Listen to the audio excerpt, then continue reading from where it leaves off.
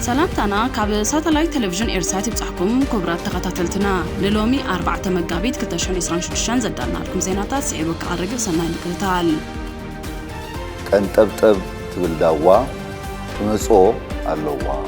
بحي كلهم زفت قدامي منيستر إثيوبيا نمرحتي إرتران تجراين تنقعو أب جيبوتي بستفتح فنجرة 4 هتصانات تقتلهم حوحات منجستها وجتن هابتن كلل تجراي يبخن كم زلوا سمرت كاسيسو السودان أب عودي إندستري تراي 58 بليون دولار زقمت كسرات قاتموا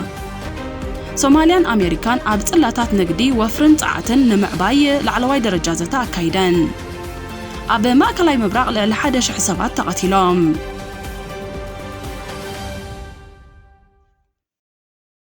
كاب زقرم صراعات شعبياون بزقدد منقدي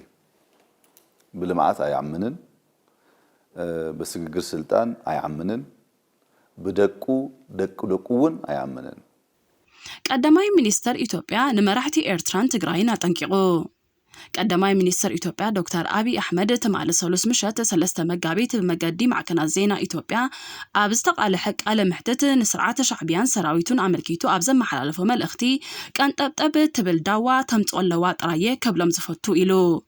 نبوليتيكاون قطباون قمانات سرعات بزملكت دما سرعات شعبيه بلمعاتن بمسغغار سلطانن ايامنن بدقون دقون ون ايامنن دحر مبال حزبي ارترا فتاون فتارن سراح مخانو بمغلاص نعوز مطن منግስት ግን ከም ዘይረኸበ ገሊጹ حزبي ارترا ከም ዝፍለጥ ፈታው ስራሕን ፈጣር ስራሕን እዩ ግን ከምኡ ዝመሰለ መንግስት ክርክብ ኣይካለን ልዕሊ 300 ፋብሪካታት ኣብ ኤርትራ ነይረን لومي دارجا كلن عنين شعبية سلطان كحز كله عب إيرترا لعل 300 فابريكاتات نيرانيين لومجن كلن عنينين زبالة دكتور أبي أبت أوان حنتي أسمرا يونيفرسيتي تبهال يونيفرسيتي رأي كم زنبرتن نساون تعت كم زلان بمتقاس معبالة إيرترا بسنك تسرعات زغطلو زل أكايدا اندحريت كم استملسان تباريقو بتوسخي حزب إيرترا هاجرو قديفو ناب أوغندا سودان دوب سودان إثيوبيان كينيا ناب سدت يمرح كم زلون تهاجر بزي حزبي تطرف كم زلان تقيسو أسعيبو دما سرعات شعبيان نتوم أوشت هاجر زلو زيغاتاتو أب كندي أب عدوم ساريحهم كبلعو مقبار كاب عدوم وطيام أبسل لياكو وافرو بمقبار من طعي من حموم نمفلات اكساب سقمنا سلام يسؤنا مالو إيلو إرتراويان كم حاجرهم كسرحوا له وزبل أقوام هيزنا نيرنا تسقم زفتر زلو تحوتو زمص منيو طعي منيو حموم نمفلات دما زقبر بروسس تطوي كم زبدل يفلت زي يكرك بحل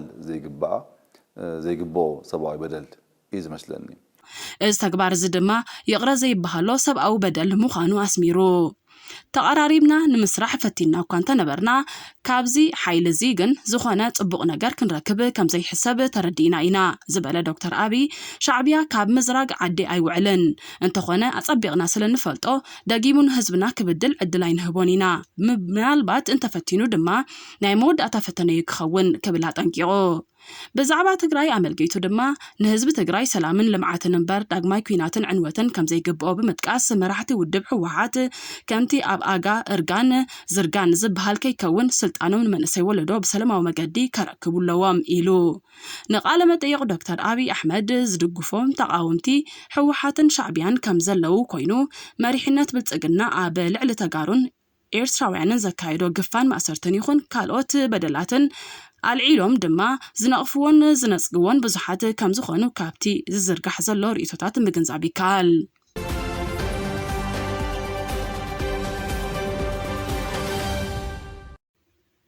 أب جيبوتي بستفترة فنجرة 4 هتصانات تقتلهم أب دوباو جيبوتي بستفترة فنجرة 4 هتصانات كم زموتو لو معلت 4 مجابيت كتاشن إسران شدشان سزرقح حبريتا نسمى زي اتهاجر بمتقاس حبيرو اتوم هتصانات متقعت سبع البونة فاريت كم استقتلو حدا جوجلة تطابق سبعو مسلات كم زقلته مع كان زينا فرنسا أجانس فرانس بريس حبيرو اتوم هتصانات أبزوبا ዓፋር ዲሂኪል ብዝተፈጸመ ፍንጀራ ከም ዝተቐትሉ ዓቃቢ ሕጊ ሓሰን መሐመድ ኣብ ዝሃቦ መግለጺ ሓቢሩ። ሊግ ሰብኣዊ መሰላት ጅቡቲ ኣብ ዘውፅኦ መግለጺ ሓንቲ ጓል 6 ዓመት ህፃንን ሓደ ወዲ 7 ዓመት ህፃንን ብቕጽበት ከም ዝሞቱን በቲ ፍጻመ ዝተጎድኡ ካልኦት 2 ህፃናት ሕክምናዊ ረድኤት ብዘይምርካቦም ብ3 መጋቢት ከም ዝሞቱ ሓቢሩ። ካብቶም ካልኦት 6 ቆሲሎም ዘለው ህፃናት እቲ ሓደ ብከቢድ ቆሲሉ ከም ዘሎ ተገሊጹ። እቶም ህፃናት ክቕተሉ ከለው ጥሪት ይሕልው ከም ዝነበሩ እቲ ጉጅለ ገሊጹ። እቶም ህፃናት መጥቃዕቲ ሰብ ኣልቦ ነፋሪት ከም ዝተቐትሉ ዝገለጸ እቲ ትካል እዚ ናይ ሕጂ መጥቃዕቲ ኣብቲ ከባቢ ንሻድሻይ ግዜ ዝተፈጸመ መጥቃዕቲ ምዃኑ ተገሊጹ። ዓቃቢ ሕጊ ሓሰን ጠንቂት ፍንጀራ ዝምርምር ጉጅለ ኣብቲ ቦታ ከም ዘሎ ሓቢሩ።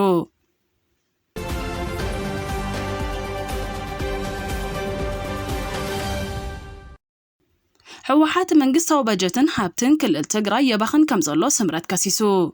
ውድብ ዴሞክራሲያዊት ስምረት ትግራይ ሎሚ 4 መጋቢት 2026 ብመገዲ ፌስቡክ ኣብ ዘርግሖ ጽሑፍ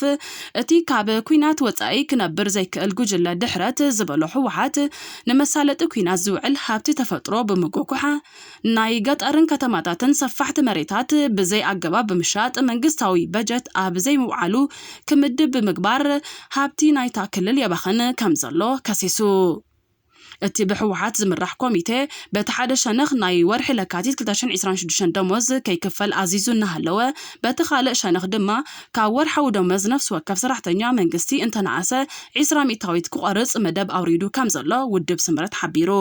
እዚ ከይኣክል ድማ እቶት ምትእኽኻብ ብዝብል ሜላ ዝወጠኖ መጠነ ሰፊሕ ጎስጓስ ከይሰመረሉ ምስተረፈ ኣብ ትሕቲ መንግስቲ ዝመሓደሩ ዝነበሩ ገዛውትን ታሪኻዊ ቅርስታትን እውን ንምሕራጅ ሸባሸብ ከም ዘሎ ኣቃሊዑ። ነዞም ናይ ህዝቢ ሃብቲ ዝኾኑ ቀወምቲ ንብረት መንግስቲ ከመሓድሮም እምበር ናብ ሳልሳይ ወገን ከመሓላልፎም ከም ዘይክእል ብኣዋጅ ዝተኸልከለ ምዃኑ ዝጠቐሰቲ ውድብ እዞም ሕጊ ብምጥሓስ ዝፍጸሙ ዘለው ተግባራት ተሓታትነት ከስዕቡ ምዃኖም ኣተሓሳሲቡ። ገለ ደገፍቲ ሕወሓት ብወገኖም ውድብ ስምረት ሓልዮት ህዝቢ ትግራይ እንተሃልይዎ ነቲ ስርዓት ብልጽግና ኣብ ልዕሊ ትግራይን ተጋሩን ዝፍጽሞ ዘሎ ሽርሕታት ንምንታይ ዘይምክት ክብሉ ርእቶታቶም ሂቦም ኣለው።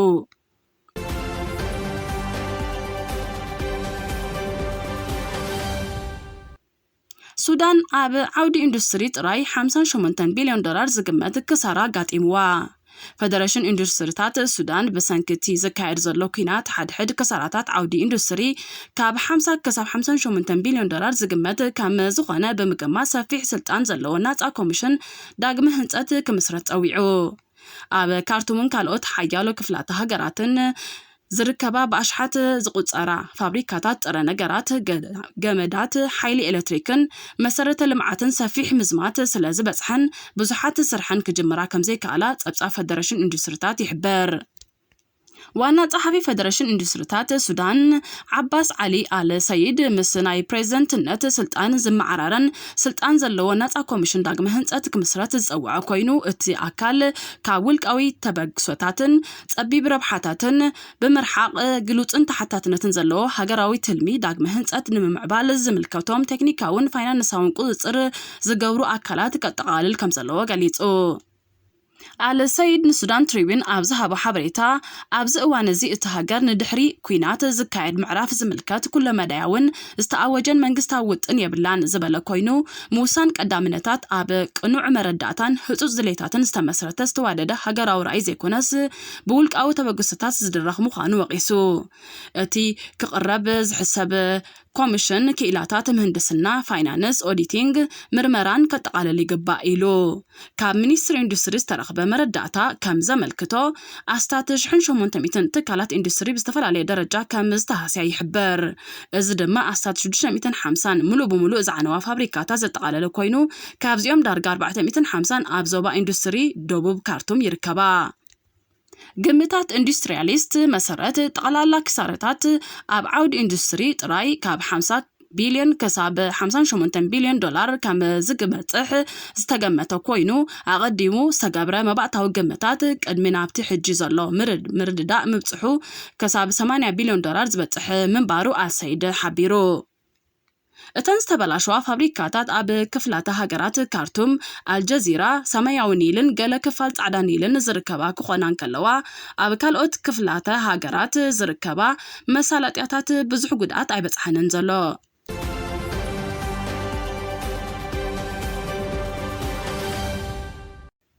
ሶማሊያን አሜሪካን ኣብ ጽላታት ንግዲ ወፍርን ጻዓትን ንምዕባይ ላዕለዋይ ደረጃ ዘተ ኣካይደን ሶማሊያን አሜሪካን ኣብ መቃድሾ ሓባራዊ ንግዲ ወፍርን ኣብ መዳይ ጻዓትን ማዕድንን ንምዕባይ ላዕለዋይ ደረጃ ዘተ ከም ዘካይዳ ሰበስልጣን እቲ ሃገር ብ3 መጋቢት ገሊጾም እዚ ኣብ ውሽጢ ሶማሊያ ብወግዒ ዝተጸውዐ ናይ መጀመርያ ኣኼባ ኣብ ጸጥታውን ቁጠባውን ኣካይዳ እቲ ሃገር ምትእማን እናዓበየ ይኸይድ ከም ዘሎ ዘመላኽት ምዃኑ ብክልቲኡ ወገን ተገሊጹ እቲ ስምምዕ ብወገን አሜሪካ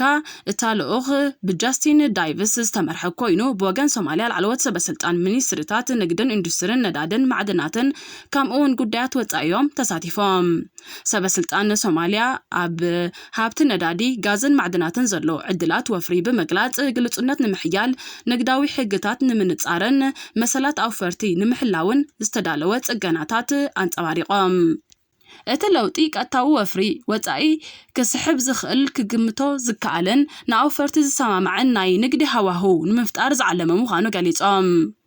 እቲ ዘተ ኣብ ልምዓት ጽላት ጻዓት ሶማሊያ ዘማእከለ ኮይኑ ኣገደስቲ ማዕድናት ሃይድሮካርቦንን ይርከብዎም ብኻልእ ወገን ሓይልታት ሶማሊያ ወሰንቲ ከተማታት ኣብ ዝተቆጻጸሩሉ ህሞት 50 ዕጡቃት አልሸባብ ከም ዝቀተለ ገሊጹ ሚኒስትር ምክልኻል ሶማሊያ ኣብ ዞባ ታሕተዋይ ሸበሌ ዝርከባ ክልተ ስትራቴጂካዊ ከተማታት ምቁጻር ኣብ ልዕሊ አልሸባብ ከቢድ ክሳራ ከም ዘብጽሐ ብምግላጽ እቲ መጥቃዕቲ ኣብ ቅድስቲ ወርሒ ሮመዳን ዝተጠናኸረ ወታደራዊ ወፍሪ ዘመልክት ምዃኑ ገሊጹ ሚኒስትር ምክልኻል እቲ ሃገር አሕመድ ሙዓሊም ፊቂ በወታደራት ኡጋንዳ ኣብ ትሕቲ ተልእኾ ደገፍን ምርግጋእን ሕብረት አፍሪካ ኣብ ሶማሊያን ካልኦት አህጉራውያን መሻርክትን ዝድገፉ ሓይልታት መንግስቲ ድሕርቲ ብስርሒት ባዳር ዝፍለጥ 3 መዓልታት ዝወሰደ ስርሒት ንሙባረክን ዳሩ ሰላምን ሙሉእ ብሙሉእ ከም ዝተቆጻጸሩ ገሊጹ ሃገራዊ ሰራዊት ሶማሊያ ንቐንዲ ዕድታት ዕጡቃትን ውሑስ መዕቆቢ ቦታታትን ኢላማ ዝገበረ ዝተዋደደ መጥቃዕቲ ድሕሪ ምፍጻሙ ነቶም ከባቢታት ተቆጻጺርዎም ኣሎ ፊቂ ኣብ መቃድሾ ንጋዜጠኛታት ኣብ ዝሃቦ መግለጺ ናይ ሎሚ ዓመት ሮመዳን ኣሸበርቲ ወርሒ ዕረፍቲ ኣይኮነትን ኢሉ ህዝቢ ነቲ ዘጋጥሞ ዘሎ ጸገም ክጻወሮ ምእንቲ አንጻር አልሸባብ ዝገበርናዮ ቃልሲ ብዕጽፊ እንውስኸሉ ወርሒዩ ኢሉ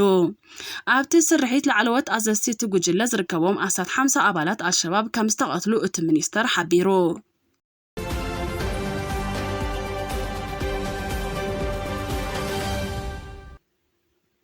ኣብ ማእከላይ ምብራቅ ልዕሊ 1000 ሰባት ተቐቲሎም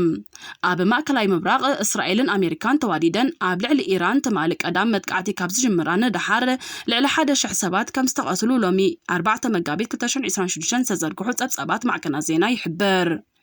ኣብ አሜሪካ ዝመደበሩ ተጣባቅቲ ሰብኣዊ መሰላት ብወገኑ ካብ 28 ለካቲት ጀሚሩ ኣብ ኢራን 97 ሰላማውያን ሰባት ከም ዝተቐትሉ ሓቢሩ ካብዚኣቶም እቶም 181 ትሕቲ 10 ዓመት ዝዕድሚኦም ህፃናት ምዃኖም እቲ ትካል ይሕብር ካብ ወገን አሜሪካ ዛጊድ 6 ወታደራታ ከም ዝተቐትሉ ብወግዒ ተገሊጹ እዩ ኣብ እስራኤል ድማ ድሕሪ ግብረ መልሲ ኢራን 11 ሰባት ከም ዝተቐትሉ እቲ ሓበሬታ ይመልከት ኣብ መንጎ ህዝቡላህን እስራኤልን ዳግማዊ ኩናት ብምጅማሩ ድማ ካብ ወገን ሊባኖስ ዛጊት 40 ሰባት ከም ዝተቐትሉ እቶም ጸብጻባት ይሕብሩ ደማዊ ኩናት ማእከላይ ምብራቅ 5 መዓልቲ ሒዙሉ ኣብ ዘለወሉ ኩነታት ቁጽሪ መወትን ቁስላትን ክውስኽ ከም ዝኽእል ይመት ኣብ ልዕሊ ንብረትን ዋጋ ኣጽዋራትን ዝወረደ ዕንወት ድማ ብቢልዮናት ዶላራት ከም ዝግመት እቶም ጸብጻባት ይገንዝቡ እቲ ግጭት መዕለቢ ክግበረሉ ጻዕርታት እኳ ይግበር እንተሃለወ ኣሜሪካን እስራኤልን ስርዓታዊ ለውጥን ኢራን መሊአን ከየዳኸማን ከየዕነዋን ደው ከምዘ የብልኦ እዚ ድማ 4-5 ሳምንታት ክወስድ ከም ዝኽእል እቶም ሰበስልጣን ዝህብዎ ዘለዉ ሓበሬታ ይመልከት ክቡራት ተኸታተልትና ንሎቢ ዝበልናዮም ዜናታት እዞም ክትከታተልዎም ጸናሕኩም እዮም ነይሮም ጽባሕ ብኻልኦት ዜናታት ከሳብ ንራኸብ ሰላም